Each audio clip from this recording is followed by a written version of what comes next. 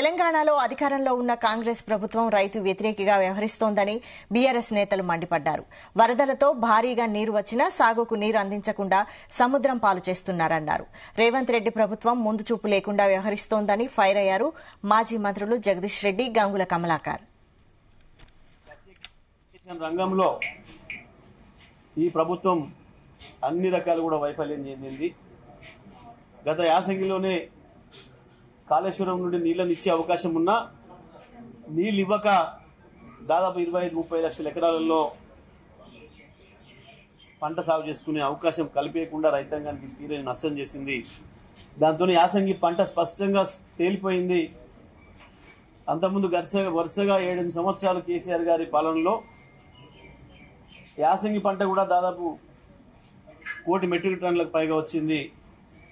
ప్రభుత్వమే 40 నుంచి 50 లక్షల మెట్రిక్ టన్నుల ధాన్యాన్ని సేకరించింది. కానీ ఈసారి 25 లక్షలు కూడా సేకరించలేకపోయింది. అంటే ప్రధానంగా ఇరిగేషన్ రంగం పైన ప్రభుత్వానికి సోయి లేకపోవడం, రైతాంగానికి నిలిచే విషయం పైన ఈ ప్రభుత్వానికి చిత్తశుద్ధి లేకపోవడమే ఇవాళ ప్రత్యక్షంగా కనబడుతుంది ప్రజలకు. ఒకవైపు గోదావరి నుండి, కృష్ణ నుండి లక్షలాది టీఎంసీల నీళ్లు వృధాగా సముద్రం పాలవుతుంటే వాటిని ఎత్తి తెలంగాణ రైతాంగం కొరకు ఉన్న ప్రాజెక్టులు నింపే పని కానీ, చెరువులు, వాగులు, వంకలు నింపుకునే అవకాశం ఉన్నా కానీ ఆ పని చేయడం లేదు.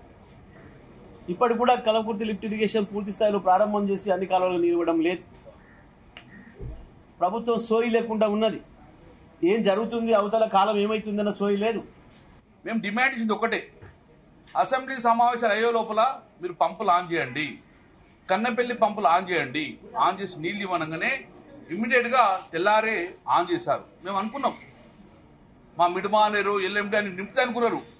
కానీ అసెంబ్లీ సమావేశం రాగానే మళ్ళా ఈరోజు స్విచ్ ఆఫ్ చేసిండ్రు. ఏమంటారు ఇప్పుడు వీళ్ళు?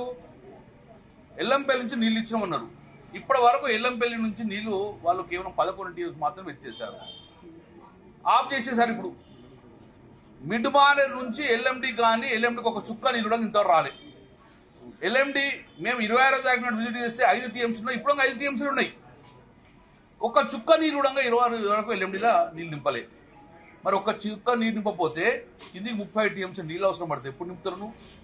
ఈరోజు మాకు అధికారులు ఇచ్చింది ఏంటంటే ఎల్ఎంపల్లికి పంపింగ్ ఆన్ చేసాం, ఇన్ఫ్లో లేదని. మేము అప్పటి నుంచి ఇప్పుడు చెప్తున్నాం, మేము మీకు ఉన్నది ఏకైక ఆధారం కన్నెపల్లి నుంచి నీళ్లు లిఫ్ట్ చేయమని చెప్తున్నాం.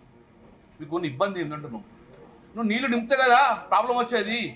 నీళ్లు నింపి అన్నారం నుంచి, సుందీల నుంచి, మీరు ఎల్లంపల్లి నుంచి మాకు నీళ్లు నింపితే కదా ప్రాబ్లం వచ్చేది. కేవలం ఇప్పుడు ఏమంటారు, ఆపేసినాం మేము, ఫ్లడ్ టెస్ట్ ఇస్తామంటారు. ఫ్లడ్ ఎప్పుడు వస్తుంది? కడెం ప్రాజెక్ట్ క్లోజ్ అయిపోయింది. మన కళ్ళ ముందటి నుంచే వందలాది టీఎంసీ నీళ్లు సముద్రపాలు అవుతుంది. అధికార పార్టీ ప్రభుత్వం ఒక్కటంటే ఒక్క పని